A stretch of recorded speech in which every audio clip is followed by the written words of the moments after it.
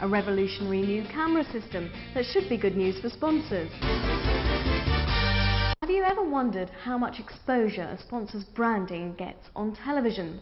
Well, here's an expert on the subject, Mario Heighton. And the amazing thing is how little legibility the sponsors actually get today on TV.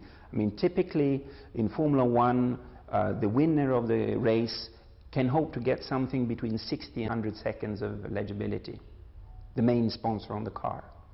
And that's in an hour and a half, which is not that much. So less brand exposure than you might think in terms of screen time. What about size? Does that matter? We found out that in racing such as Formula One and kart, or Indy Racing League, the cars are actually less than 1/3 of the size of the screen for 95% of the duration of the broadcast. Now, we think that that is not a very good proportion. We think that it should probably be bigger than 1/3 of the screen for a little bit more than just 5% of the broadcast. And I mean, when you think about it, when you pick up a magazine and you look at the pictures, they're certainly much bigger than that. It means that the producer has a kind of fly-by-wire control to his system. Basically, you don't have to tell the camera how to achieve it. You just tell the camera what you want to have as a result on the screen. And the computer does the rest. The system takes care of that. Then you say, well, I want 2 cars on the screen. I want the leader and the second guy always on the same screen.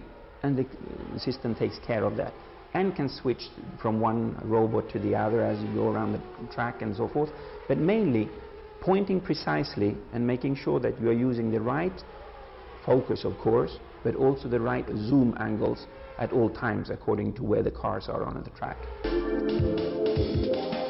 Since the camera knows at all times where the car is, and since fixed positions such as, for instance, the seat of the driver's wife in the pits is a fixed position that is known to the camera, then the system, the Navicam system, could very easily go from the moving car to the face of his wife in the pits and back to the car, because you have that information.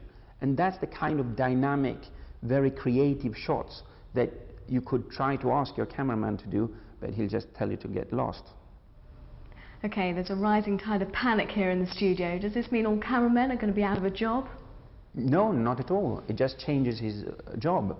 Instead of staying out in the wind and the rain, he's behind the screen, and he has much more control. As I said, he's got fly-by-wire control to his camera. Instead of just swinging the camera from left to right and so forth, which is a very manual job, he can sit there in front of the screen and be much more creative and decide how much is he going to zoom in, where does he want the car on the screen, how many cars does he want on the screen. His job becomes much more interesting.